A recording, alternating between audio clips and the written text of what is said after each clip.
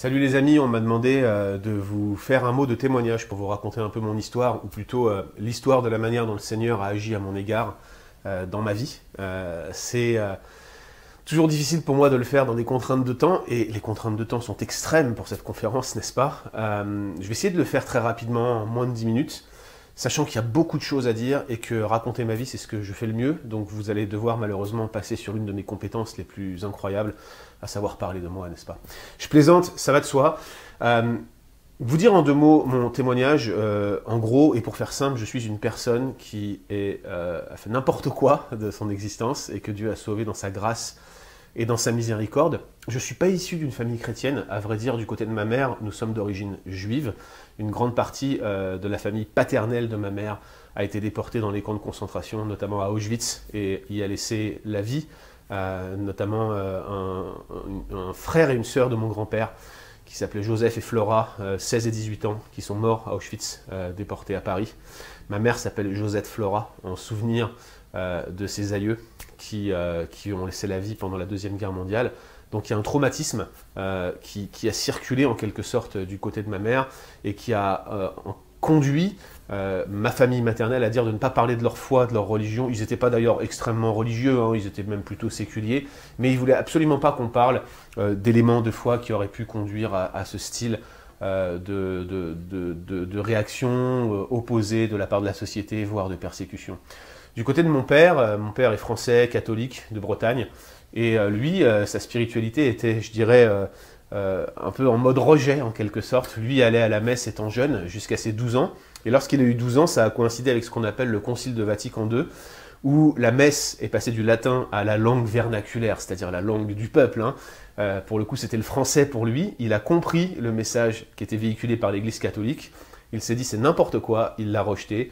Et en gros, et pour faire simple, il n'est jamais retourné à la messe. Donc mes deux parents, qui me donnent naissance dans la fin des années 70, 1979, eh bien, ont pris la décision à la fois d'être ouverts quant à ma spiritualité, c'est-à-dire qu'ils allaient tout simplement me laisser le choix, mais ils m'ont éduqué dans une forme d'athéisme modéré, dans lequel Dieu n'existe pas, et nous sommes en quelque sorte le produit du hasard. C'est comme ça que j'ai appris en quelque sorte le b.a.-ba de mon existence.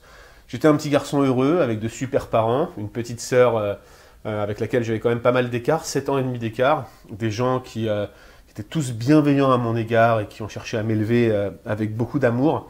Vous voyez qu'on a ce qu'on appelle la grâce commune de Dieu, hein. Dieu fait pleuvoir sur les méchants comme sur les bons. Il donne de bons sentiments aussi à toutes sortes de personnes dans ce monde.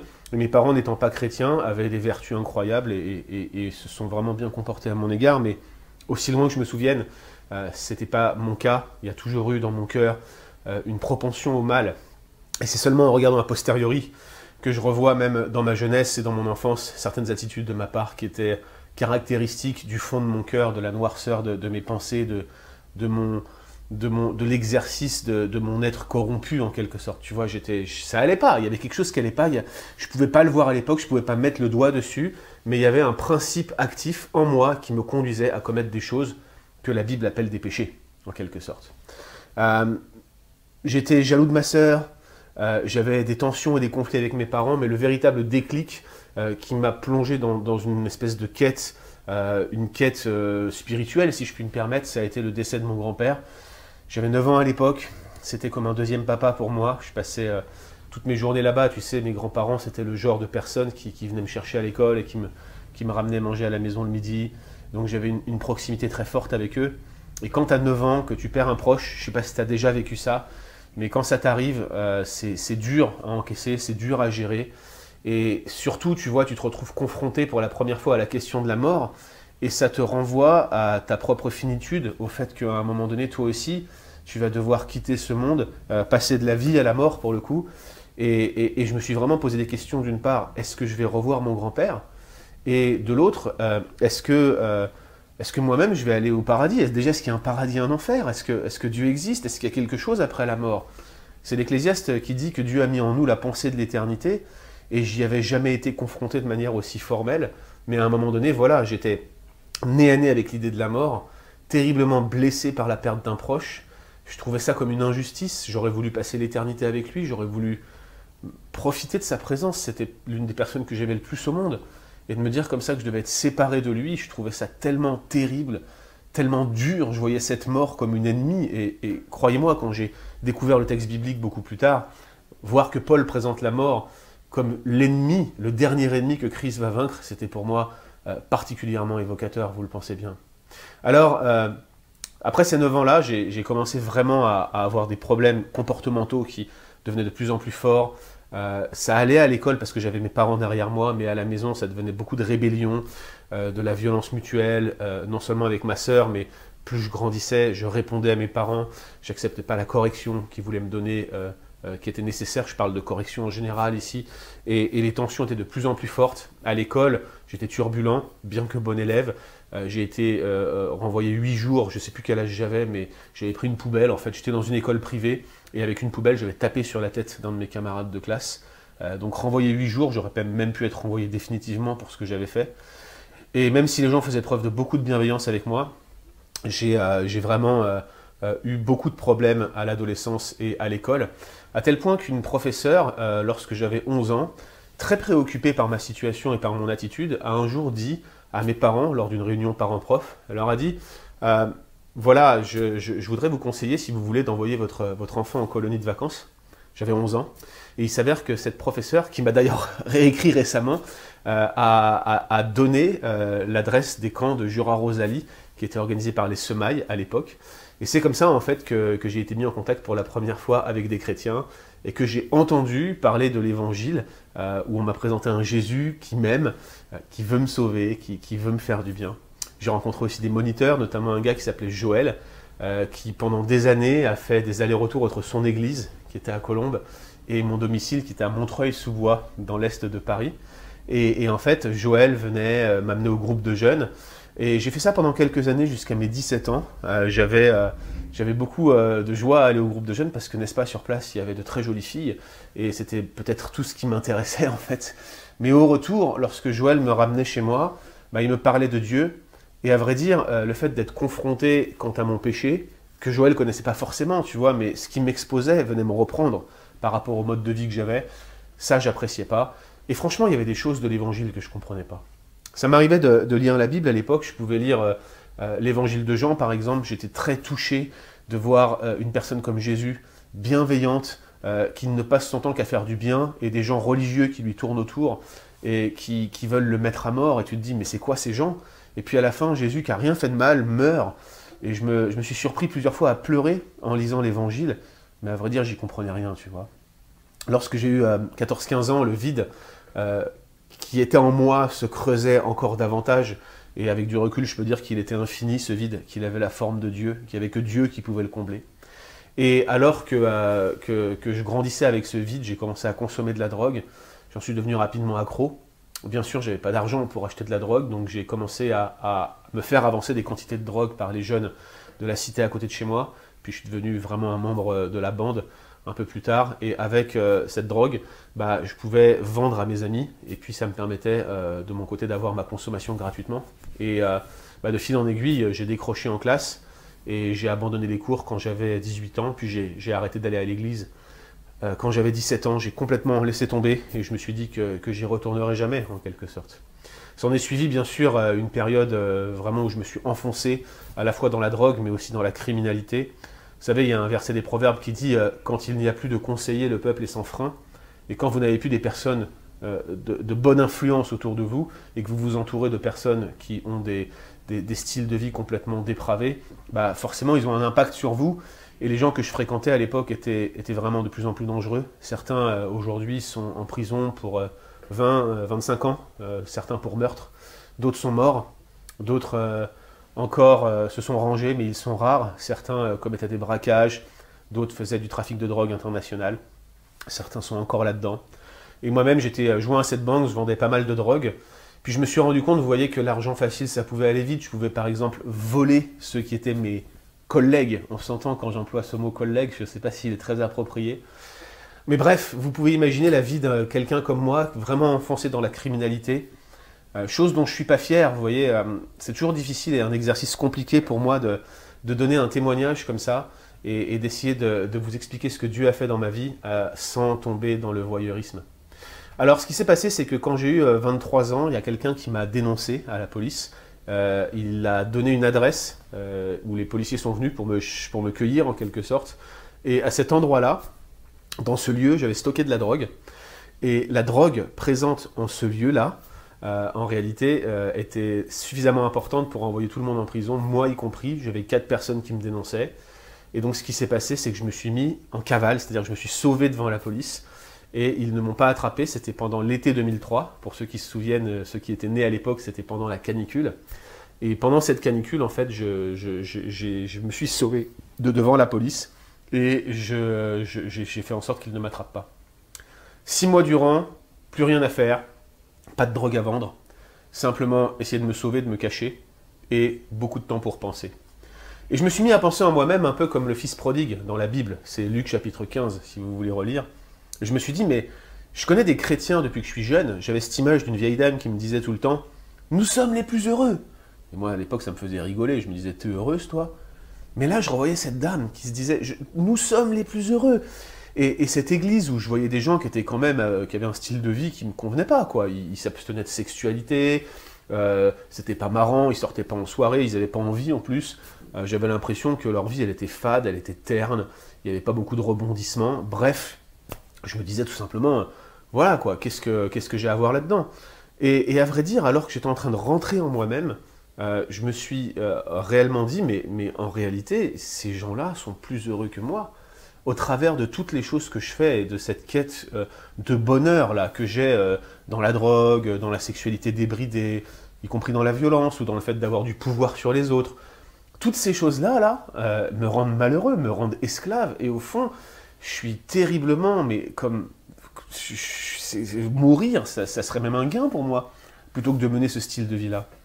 Alors voilà ce qui m'a vraiment amené à réfléchir, et cette réflexion s'est prolongée lorsque je me suis rendu en prison, de sorte que je priais. Ça faisait 8 ans que je n'avais pas vu mon ami Joël, en disant « Seigneur, quand je sors de prison, permets que je retourne à l'église et que j'aille voir mon ami Joël. Et je vais te dire un truc, je vais le faire, sors-moi de prison et je m'engage à le faire. » Alors je vous passe les circonstances de ma libération, mais quand je suis sorti de prison, c'était clair que je n'avais pas l'intention de retourner à l'église.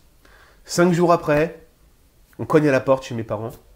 La porte s'ouvre, ma mère ouvre la porte, et c'était Joël, que je n'avais pas vu depuis 8 ans. Je vous épargne la longueur des circonstances par lesquelles Joël est venu ce jour-là précisément cogner à ma porte. Je lui ai simplement raconté l'histoire que je vous raconte aujourd'hui, et il m'a dit « C'est Dieu qui te cherche ». Alors je me suis dit, je suis sceptique, mais je vais quand même aller voir ce qui se passe à l'église avec toi dimanche prochain. Et le dimanche suivant, j'étais à l'église avec lui, et je me souviens que le pasteur prêchait sur Romains 3, « Tous ont péché et sont privés de la gloire de Dieu ». Cette parole, chers amis, m'a transpercé le cœur.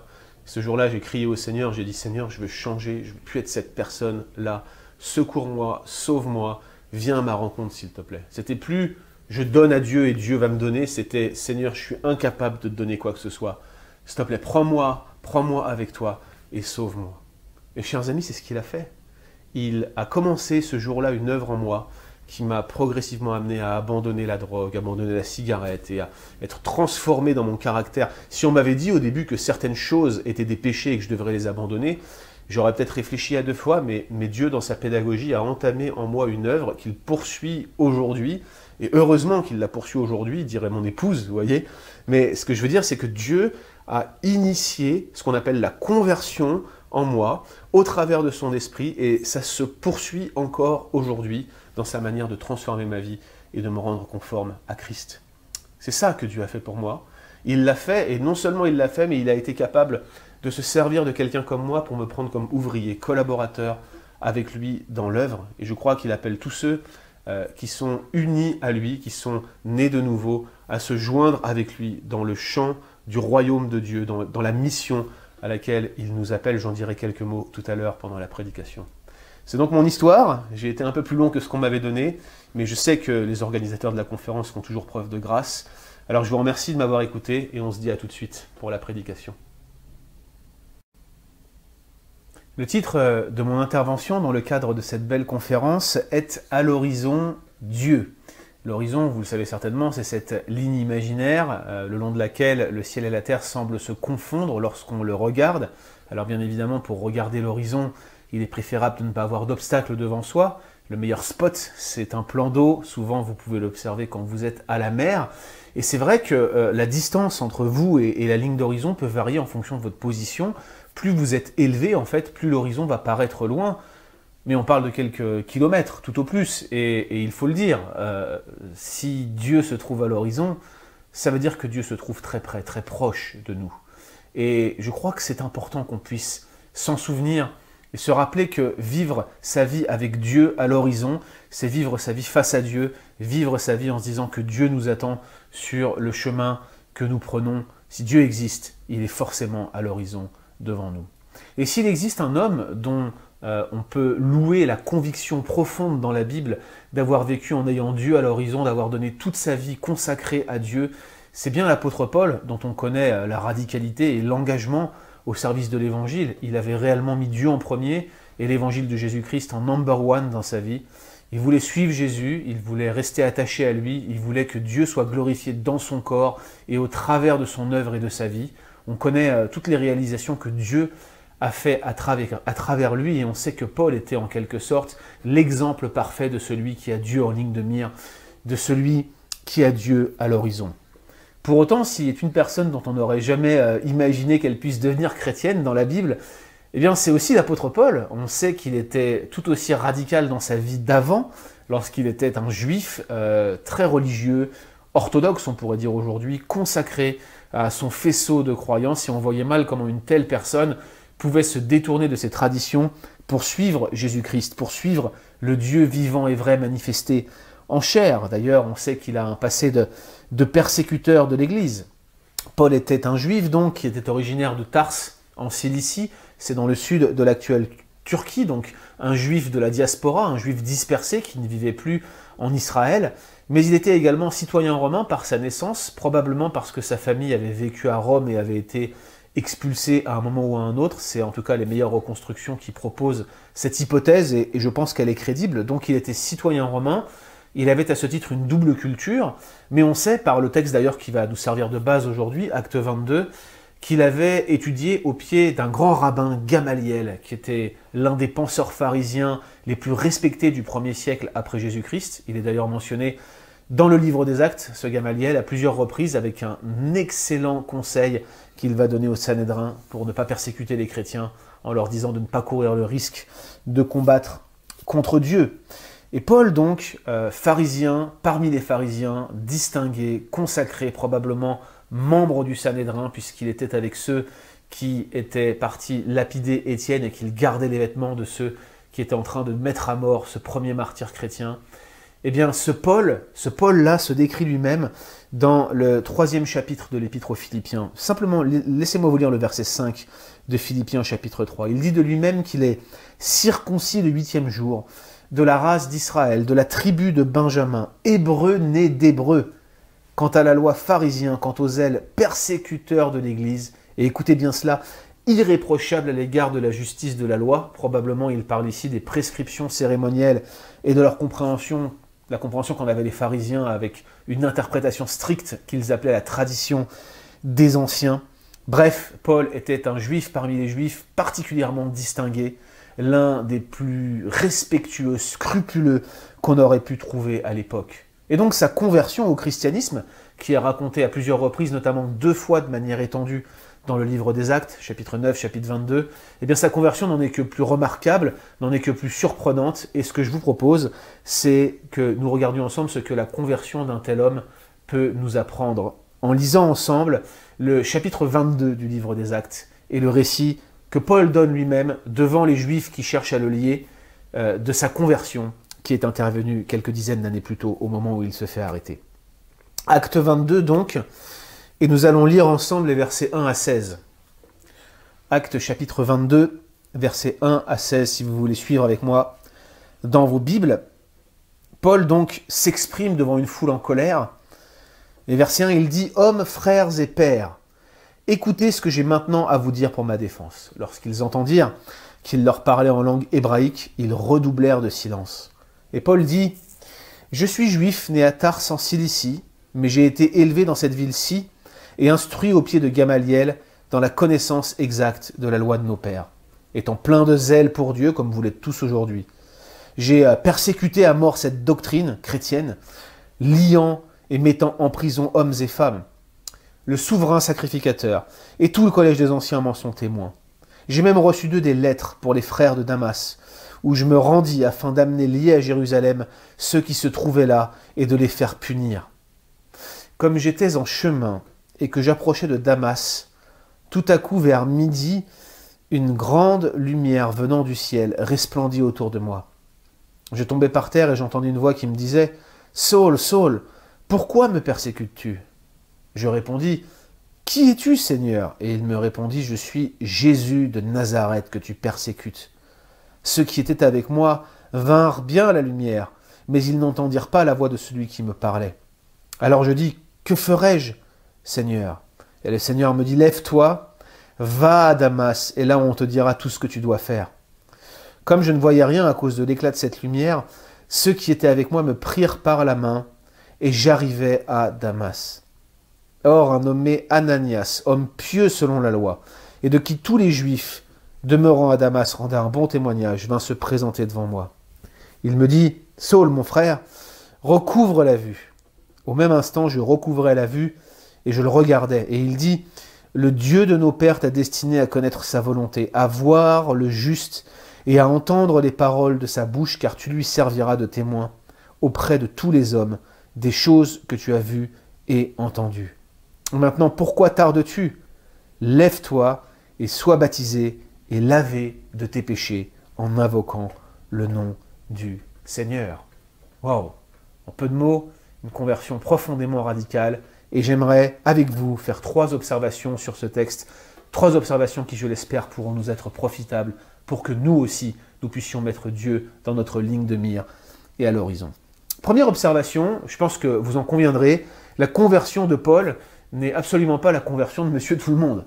La conversion de Paul n'est pas la conversion de Monsieur Tout-le-Monde. Et il y a en effet des éléments très particuliers dans cette conversion de Paul. Pourtant, on a lu une version expurgée, une version raccourcie, où Paul témoigne simplement devant son peuple. On n'a pas lu ensemble le récit d'Acte 9, mais on voit quand même qu'il y a des éléments qu'on ne va pas retrouver dans toute conversion. Première chose, sa conversion implique une série d'événements surnaturels qu'on n'a pas forcément l'habitude de voir lorsqu'on entend parler de conversion. Regardez par exemple le verset 6, vous avez une grande lumière qui vient du ciel, qui resplendit autour de lui, on pourrait même dire qu'il l'enveloppe, apparemment jusqu'à l'aveugler. Peut-être cette lumière et l'aveuglement de Paul, d'ailleurs il parle d'écailles dans les yeux au chapitre 9, fait écho à la réalité qu'on ne peut pas voir Dieu. On ne peut pas voir Dieu et vivre. Et donc cette lumière qui enveloppe Paul, alors que Dieu choisit de lui apparaître, l'aveugle, littéralement, et c'est tellement violent qu'il tombe à terre. Donc vous voyez déjà, premier élément surnaturel, cette lumière qui l'enveloppe, cette lumière qui le pousse à terre. Donc il tombe à terre, et là, il entend une voix qui s'adresse directement à lui, qui, on le comprend, n'était pas la voix de l'une des personnes qui l'accompagnaient, et quand on lit le texte, au fur et à mesure, très rapidement, la voix s'auto-authentifie et on comprend que c'est Jésus lui-même qui parle. Paul va raconter cet événement un peu plus tard lorsqu'il va écrire aux Corinthiens, en 1 Corinthiens 15, et il va dire que le Seigneur lui est apparu sur le chemin de Damas. En théologie, on appelle ça une Christophanie, c'est-à-dire une apparition de Christ. Alors, soit ces apparitions sont avant l'incarnation, on pense qu'on en a certaines dans l'Ancien Testament, soit elles sont post-résurrection, après l'incarnation, après la résurrection, excusez-moi, et dans ces cas-là, on parle également de Christophanie. Donc, le Seigneur Jésus lui apparaît. Je veux dire, en quelque sorte, il est devant lui, Paul ne peut pas le voir, mais il sait que Jésus se présente dans toute sa gloire, avec sa lumière environnante, et tout ce qui va avec, et Paul s'en retrouve aveuglé. Et Jésus lui parle. Écoutez ce que lui dit. Il lui dit à partir du verset 7, « Saul, Saul, pourquoi me persécutes-tu » Paul lui répond, « Qui es-tu, Seigneur » Et il s'auto-authentifie, il dit, « Je suis Jésus de Nazareth que tu persécutes. » Un peu plus loin, il lui dit, « Lève-toi, va à Damas, et là on te dira tout ce que tu dois faire. » Donc, directement, cette lumière, cette voix sont à rapprocher du Seigneur Jésus lui-même, Seigneur Jésus qui était déjà ressuscité, qui était monté auprès du Père, donc il était dans toute sa gloire, et il lui apparaît comme cela sur le chemin de Damas, de sorte qu'il s'écroule de la sorte, puis il lui donne des consignes, comme si de rien n'était, voilà, salut, c'est moi, c'est Jésus, voilà ce que tu dois faire, et il doit donc rentrer à Damas, et là, il aura de nouvelles instructions. Dans le même temps, un chrétien de Damas, ce n'est pas raconté dans ce texte, mais on le voit au chapitre 9, ce chrétien de Damas va lui aussi avoir une vision, et dans le cadre de cette vision, on va lui demander d'aller s'occuper de l'apôtre Paul. Ananias va hésiter, il sait qui est Paul, il sait que c'est un persécuteur de l'Église, et peut-être même savait-il qu'il avait des lettres pour venir saisir les chrétiens de Damas, il savait qu'il persécutait l'Église de Dieu, et il hésitait à y aller, mais le Seigneur va le réconforter, et au travers de cette vision, il va accepter d'aller voir ce persécuteur de l'Église et de lui exposer l'évangile de Dieu. Donc, Paul, que nous avions vu aveuglé miraculeusement par cette lumière, va avoir la visite d'Ananias, et Ananias va prier pour lui, et va lui dire cette parole incroyable, « Saül, mon frère ». Vous vous rendez compte, pour quelqu'un qui persécutait l'Église, d'avoir un chrétien qui s'approche de lui et qui lui l'appelle « mon frère ». Saul, mon frère, recouvre la vue. Et nous savons par le chapitre 9 que des écailles sont tombées de ses yeux. Donc une succession de choses absolument surnaturelles entre cette lumière qui vient du ciel, cette voix, cette Christophanie du Seigneur Jésus, cet aveuglement, puis cette délivrance de l'aveuglement, puis Ananias qui reçoit une vision, ce n'est vraiment pas la conversion de monsieur ou de madame tout le monde. Pourtant, vous savez que certains, à la lecture de textes comme celui-ci, ont tendance à estimer que pour avoir une vie chrétienne abondante, pour avoir une vie chrétienne bien remplie, il faudrait que eux aussi fassent les mêmes expériences. Sauf que ce n'est que rarement le cas. Moi, je crois au surnaturel, je crois que Dieu agit, je crois que Dieu se révèle, je crois que Dieu peut donner des visions, en quelque sorte, lorsqu'il veut absolument toucher quelqu'un. Les miracles existent, notre Dieu est vivant, il a la puissance de manifester sa grandeur et sa grâce, mais ce n'est pas le mode ordinaire par lequel il travaille. Et vous savez quoi? Vouloir absolument imiter la conversion de l'apôtre Paul ou des conversions spectaculaires comme celle-ci, c'est souvent synonyme de grand danger pour celui qui fait de telles recherches. Il y a quelques années, j'ai rencontré une jeune fille d'origine marocaine qui nous disait être convertie au christianisme et qui voulait nous inviter chez elle pour qu'on puisse l'instruire et qu'elle puisse nous recevoir, et peut-être qu'on aurait eu l'idée de lui partager la foi chrétienne. Alors j'ai proposé à cette jeune fille, qui s'appelle Khadija, si nous aurions pu nous réunir chez elle, avec quelques autres chrétiens, de telle manière que non seulement nous pourrions lui exposer l'évangile à elle, mais également à toute sa famille. Il n'y avait que sa mère qui était convertie à l'époque, et on espérait ainsi pouvoir partager l'évangile à d'autres non-croyants. Elle était absolument d'accord avec ça, elle a même invité des personnes d'arrière-plan musulmans à se joindre à nous, et très rapidement j'ai compris qu'elle voulait absolument avoir la même expérience que sa mère. Sa mère disait avoir reçu une vision du Seigneur Jésus, et en ayant eu cette vision, ça l'avait poussée à aller à l'église, et ça l'avait poussée tout simplement à se tourner vers le christianisme. Et Khadija se disait convertie, mais elle disait qu'il lui manquait quelque chose pour avoir une expérience authentique. Et en creusant, je me suis rendu compte que ce que Khadija voulait avoir, c'était une vision de la même manière que sa mère le lui disait. On a parlé longuement ensemble, je lui ai exposé l'évangile, elle a compris le message, mais elle refusait de l'accepter pleinement et de placer sa confiance en Jésus tant que celui-ci ne lui donnerait pas un signe comme l'apôtre Paul, un signe comme sa mère. Ce signe, elle ne l'a jamais eu. Et Khadija est malheureusement retournée à l'islam. Malgré tous les efforts que nous avons témoignés envers elle pour lui partager l'évangile, malgré toute l'amitié qu'elle avait pour nous, elle a tellement été déçue de ce Dieu qui ne lui donnait pas de signe qu'elle a préféré retourner à cette religion basée sur les œuvres qu'est l'islam. À notre grande tristesse, malheureusement pour elle, à ce stade, elle n'a toujours pas fait ce pas vers l'évangile.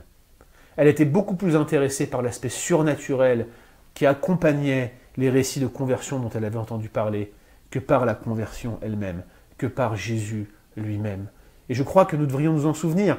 La conversion de l'apôtre Paul, par ce caractère miraculeux, n'est pas la conversion de monsieur et madame tout le monde, et ce n'est pas forcément une expérience à dupliquer ou à rechercher. Néanmoins, c'est l'expérience de Paul, et c'est ce que nous lisons dans ce texte. Mais ce n'est pas tout, sa conversion, elle est aussi radicale et immédiate. Au-delà du surnaturel, on voit que ce qui se passe en termes de conversion, ça va quand même très vite. Alors qu'il qu'il est sur le chemin de Damas pour se rendre à Damas dans le but de persécuter les chrétiens, il est littéralement arrêté sur le chemin.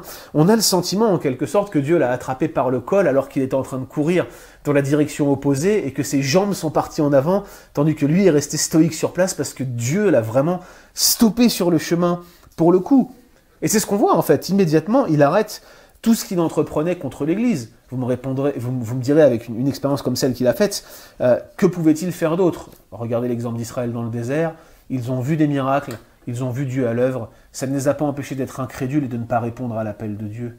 Même lorsque Dieu leur disait « n'endurcissez pas vos cœurs », ils l'endurcissaient malgré tout.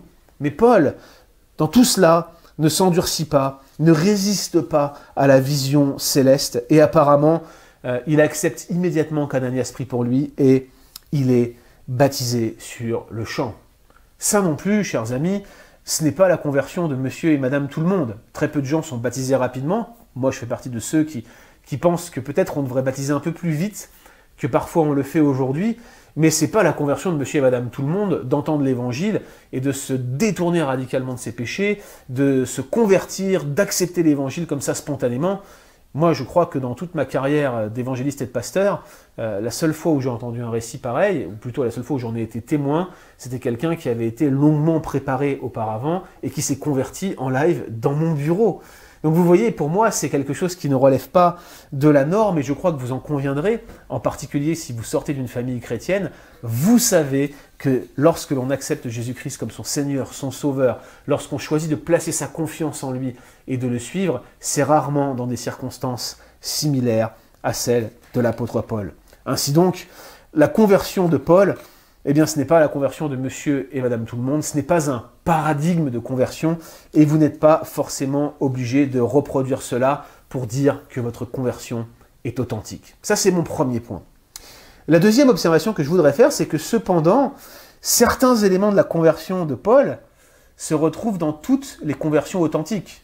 Donc non, ce n'est pas un modèle de conversion, mais oui, il y a des éléments dans sa conversion qui sont constituants de toutes les conversions, y compris la vôtre, si ce soir vous pouvez dire que vous êtes chrétien, si ce soir vous pouvez dire que vous avez une relation avec Christ, que vous êtes en alliance avec lui, que vous le connaissez personnellement. Oui, il y a certains éléments qui sont centraux dans toutes les conversions. Et le premier élément, c'est que cette conversion de Paul consiste avant tout en une rencontre personnelle avec le Christ.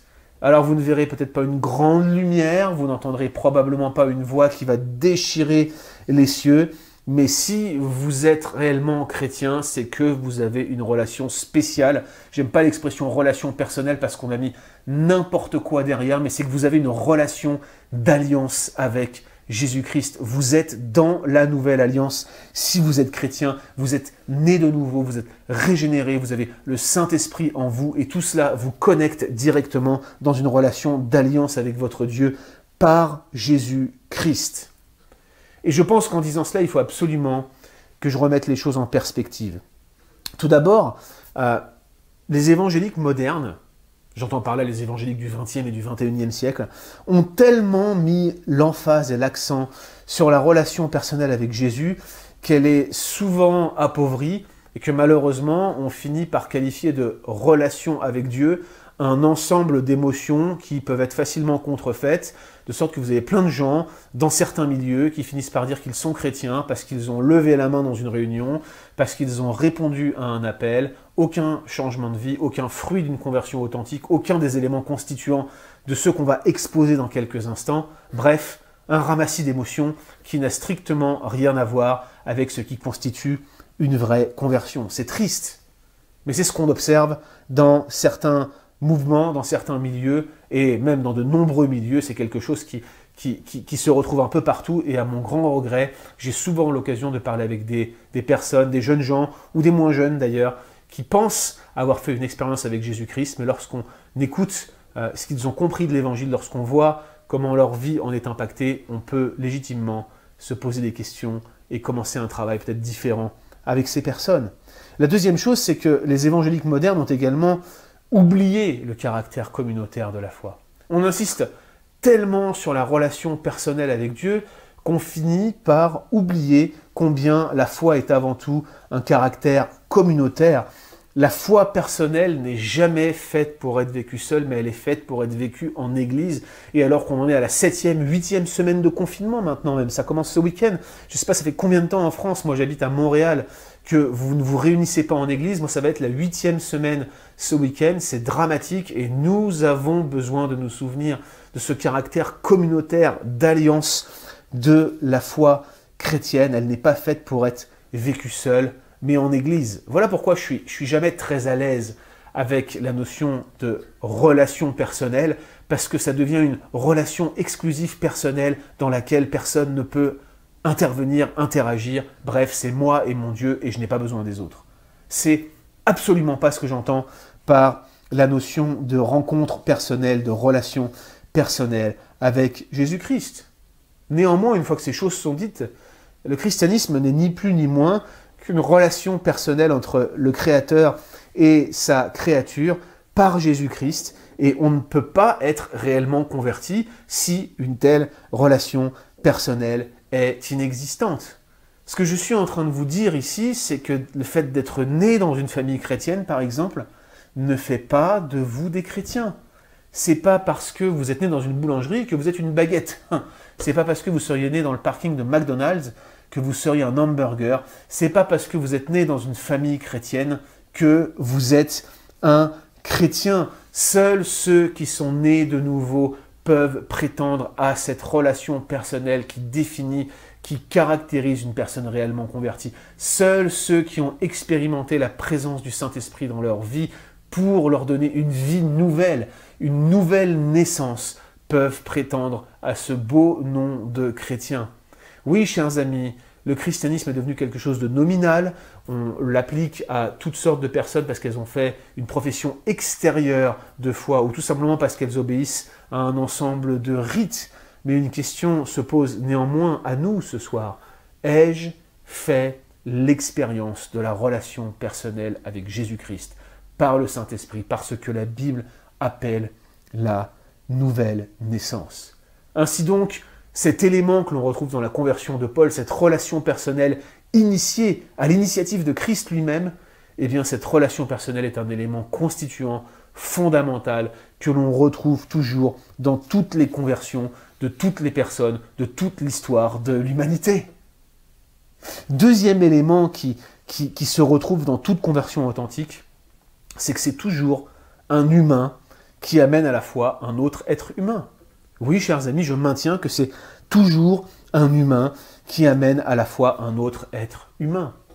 J'ai travaillé pendant des années avec des personnes d'arrière-plan musulmans et j'ai eu un ensemble de témoignages concordants de personnes qui ont reçu des visions ou qui ont fait des rêves de Jésus-Christ alors qu'ils n'avaient jamais pensé à lui préalablement. Je crois à ces expériences comme authentiques, je ne suis pas quelqu'un de mystique, je ne cours pas derrière les miracles, je vous rassure, mais je suis en train de vous dire simplement que je connais différentes personnes que j'estime être sérieuses, qui ont témoigné que Dieu s'est en quelque sorte révélé à eux, ou plutôt les a éveillés au travers d'un songe ou d'un rêve, de manière à ce qu'ils puissent s'intéresser à l'évangile et chercher des choses qui concernaient le christianisme. Mais ce qui me frappe, c'est que je ne vois aucun des témoignages que j'ai reçus dans lequel la conversion et l'acte initial qui les a amenés à se faire baptiser a été fait par quelqu'un d'autre qu'une personne humaine.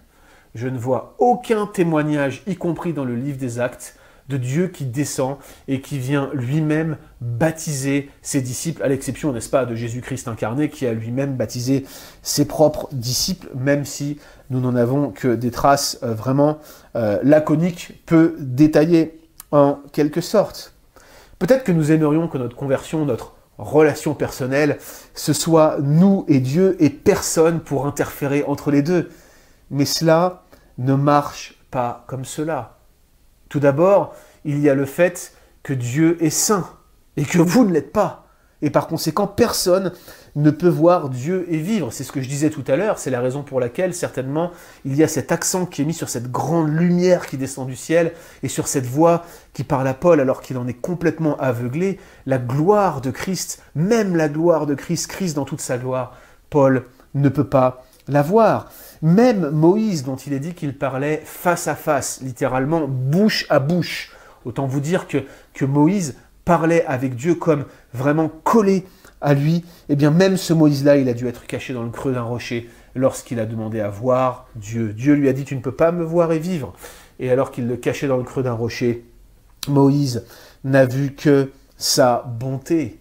Et en quelque sorte, c'est aussi ce que nous voyons en Jésus-Christ, la bonté de Dieu qui se manifeste dans ce Dieu qui se fait homme pour donner sa vie à la croix à notre place et nous sauver. Et chers amis, il y a une réalité profonde derrière, c'est que le moyen ordinaire par lequel Dieu a souverainement voulu que les hommes et les femmes de ce monde soient sauvés et acceptent l'Évangile, se tournent et placent leur confiance en Jésus-Christ, eh bien, ce moyen ordinaire, ce sont des êtres humains qui parlent à d'autres êtres humains. Même lorsque vous entendez des conversions radicales, des gens qui prétendent avoir eu des visions ou des songes, chaque fois, vous terminez avec des personnes qui ont été évangélisées par des chrétiens, qui ont été baptisées par des chrétiens, parce que la foi chrétienne est éminemment communautaire, elle est collective. Charles Spurgeon disait que nous devrions nous réjouir de ce que Dieu utilise d'ordinaire un homme pour amener à l'évangile un autre homme, car la sympathie d'un frère vaut mieux que la venue d'un ange. Ainsi donc, s'il s'agit d'une rencontre personnelle avec le Christ, c'est toujours un humain qui amène à la fois un autre humain, et c'est ce que l'on vérifie ici dans la conversion de Paul. Le troisième élément qui n'est pas directement mentionné dans notre texte, mais qui est implicite et que l'on connaît de la vie de Paul, c'est qu'une conversion authentique est toujours accompagnée de repentance.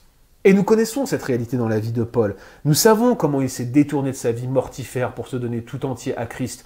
Nous savons qu'il n'a pas terminé sa mission de persécuteur dans l'Église. Oui, ce demi-tour était radical. Oui, il avait des péchés grossiers à abandonner. Et d'ailleurs, vous savez que quand on reconstruit la chronologie de Paul, il y a environ 10 ans qu'il a passé en Arabie. Et on ne sait pas vraiment ce qu'il a fait pendant cette période. Et moi, je me dis que ces 10 ans étaient nécessaires pour un homme comme lui, pour avoir à régler toutes les casseroles qu'il traînait depuis longtemps. Quand on dit régler, on sent qu'il y a certaines choses qu'il a traînées jusqu'à la fin de sa vie. Et lorsqu'il écrivait encore des épîtres, il se qualifiait lui-même de persécuteur de l'Église de Dieu. Une profonde culpabilité devait l'accompagner, mais la grâce de Dieu devait en permanence l'apaiser. Bref, je vois l'apôtre Paul comme quelqu'un qui magnifiait la repentance parce qu'il savait les ravages du péché dans sa vie, y compris dans sa vie de chrétien. Ce que je suis en train de vous dire, chers amis, c'est que la marque de toute conversion authentique, c'est de se détourner de son péché, de l'avoir en horreur et en dégoût.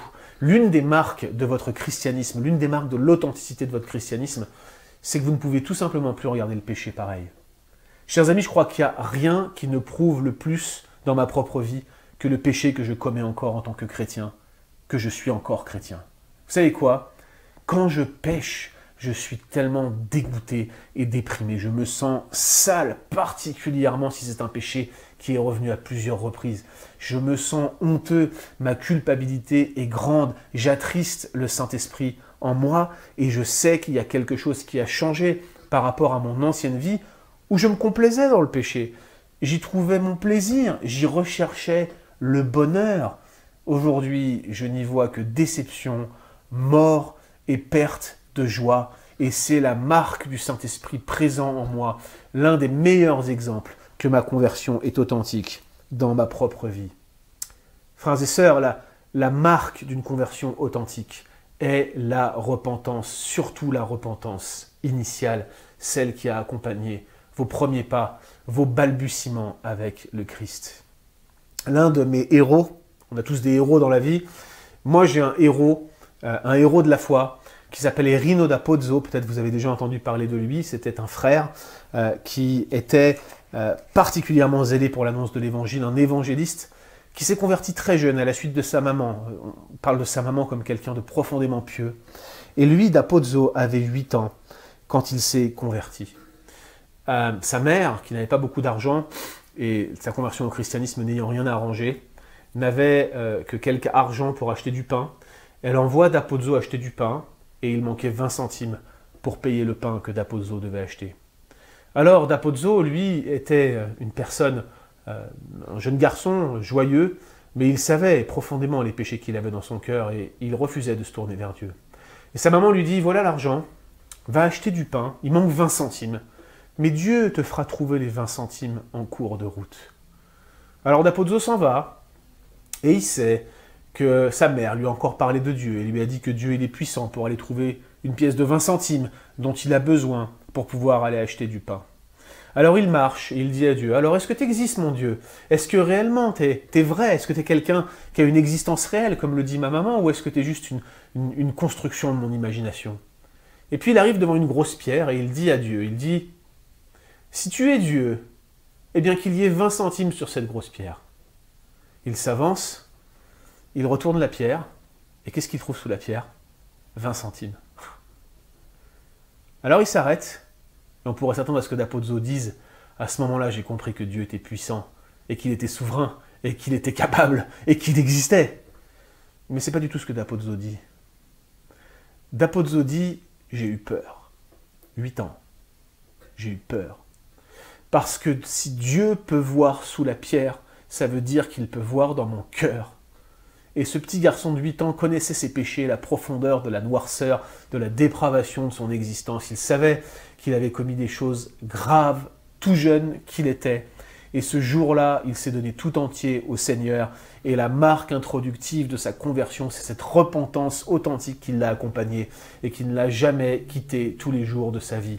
Et quand il est rentré avec le pain et un cœur nouveau, et qu'il a embrassé sa mère et qu'il lui a dit, je suis devenu chrétien, maman, elle lui a dit, mon fils, tu seras évangéliste. Il lui aura dit, non maman, fais pas une prophétie, footballeur. Mais elle lui a dit, si, évangéliste, et c'est ce qu'il est devenu, un évangéliste puissant. Si ce personnage vous intéresse, tapez dapozzo.com, DAPO2ZO.com, et lisez simplement le témoignage de cet homme qui va être déporté au camp de Hambourg pour sa foi pendant la Deuxième Guerre mondiale, et qui a tout un tas d'histoires extraordinaires qu'il raconte.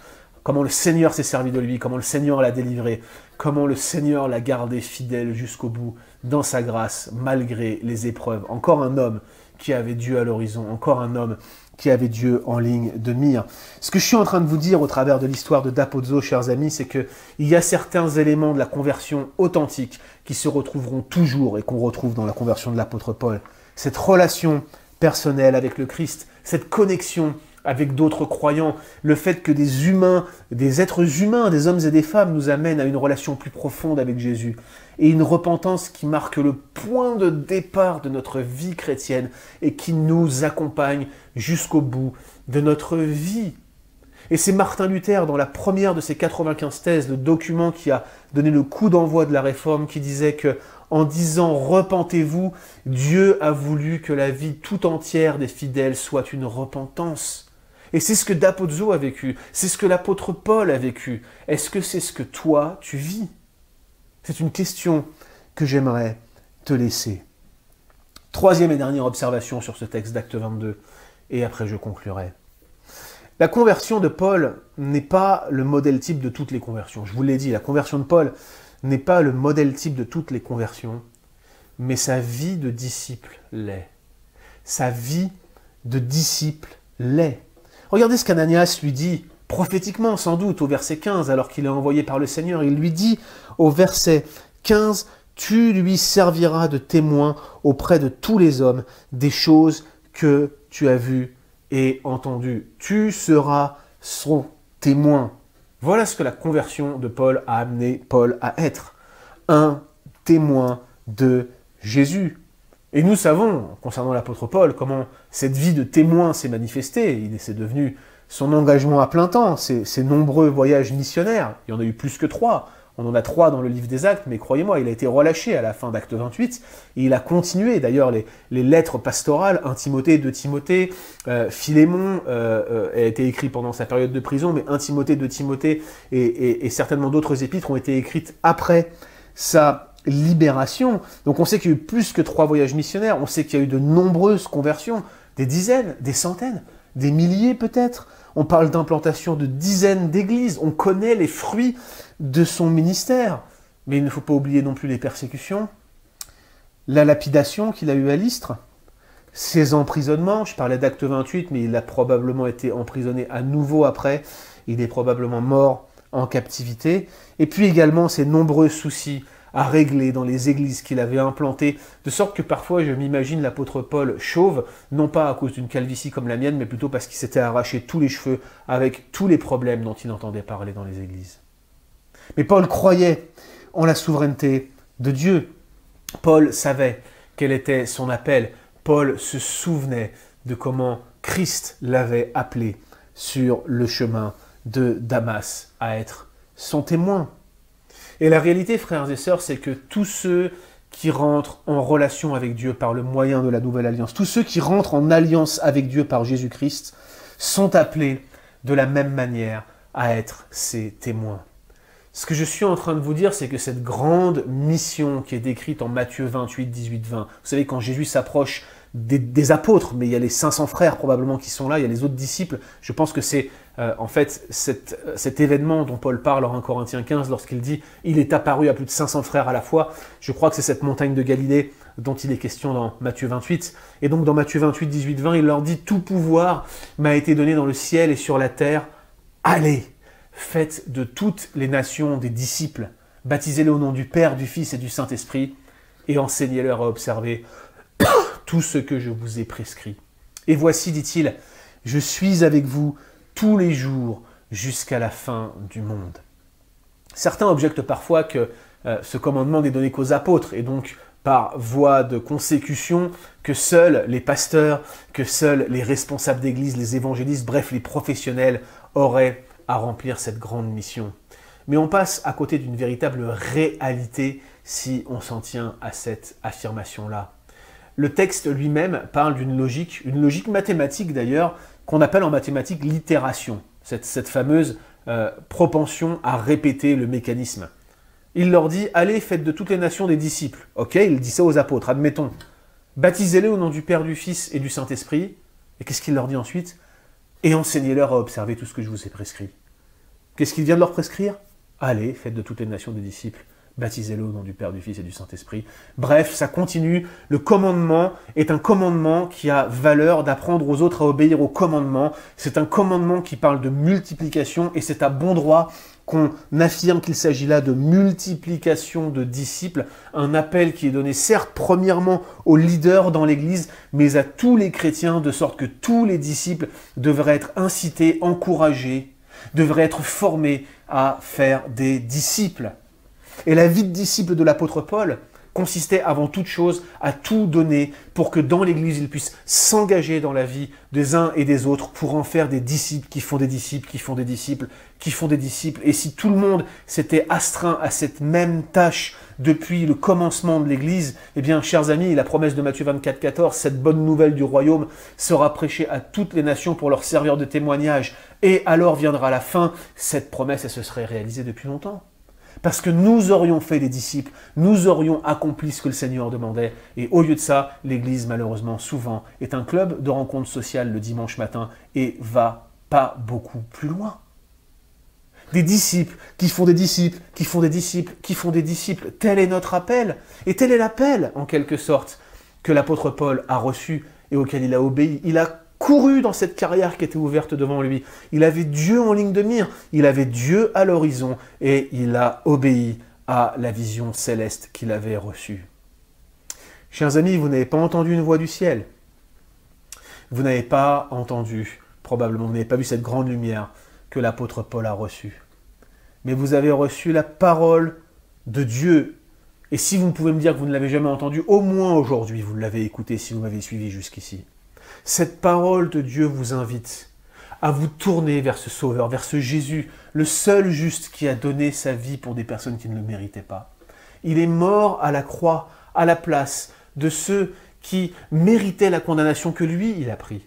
Et il était tellement parfait, tellement ce Dieu homme, que la mort ne pouvait le retenir. il est ressuscité le troisième jour, il a triomphé des puissances des ténèbres, il les a publiquement humiliés à la croix, il nous a donné les arts de son esprit, et un jour il reviendra pour remettre toutes les pendules à l'heure, prendre avec lui ce qui lui appartiennent, et par la flamme de feu, l'épée qui sort de sa bouche, l'épée qui est la parole de Dieu, il détruira les nations, il les consumera, et nous serons avec lui pour toujours. Est-ce que tu seras là? Est-ce que tu feras partie de ceux qui seront avec lui en ce jour-là?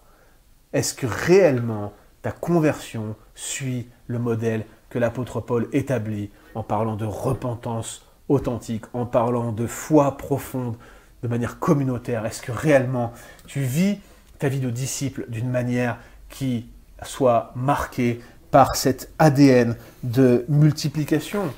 À l'horizon de l'apôtre Paul se trouvait Dieu et sa vie tout entière montre qu'il cheminait vers lui. Ma question pour toi aujourd'hui, vas-tu dans la même direction? As-tu Dieu à l'horizon? Prions. Seigneur, je te rends grâce et je te remercie de ce que nous avons pu ensemble regarder la conversion de ce serviteur de l'Évangile qu'était l'apôtre Paul. Et nous savons et nous voyons combien ton esprit l'a conduit à faire des choses qui nous paraissent tellement incroyables à nous chrétiens du XXe et du XXIe siècle. Peut-être nous sommes à cheval sur ces 2 siècles, peut-être tout simplement nous sommes encore plus jeunes que cela. Seigneur, je vois, Seigneur, dans notre Église aujourd'hui, une capacité à nous satisfaire de bien peu, une volonté de rester, Seigneur, peut-être en place. Seigneur, je te prie pour qu'aujourd'hui tu puisses encore lever des ouvriers et rétablir dans notre cœur combien cet ADN de multiplication était central dès les premiers temps du christianisme. Père, je veux te prier aussi pour que cette conversion de l'apôtre Paul, cette vie radicale qu'il a consacrée et qui lui a conféré toute cette joie dont il témoigne dans les pages du Nouveau Testament, puisse encore aujourd'hui impacter tous ces jeunes gens qui ont écouté cette prédication aujourd'hui. Et je veux te prier, Seigneur mon Dieu, pour que ta grâce puisse se manifester puissamment dans leur vie, pour que de nouveaux Paul et de nouveaux Timothée et de nouveaux Silas se lèvent pour l'évangélisation du monde et pour que nous puissions voir ta promesse de nos yeux, ton retour, Seigneur, nous prendre avec toi dans un monde nouveau dans lequel il n'y aura plus ni deuil ni larmes et nous pourrons vivre éternellement dans ta présence, sans souffrance et sans péché, pour toujours. Oh, nous soupirons après ce jour, Seigneur. Accorde-nous ta grâce et relève-nous au nom du Seigneur Jésus.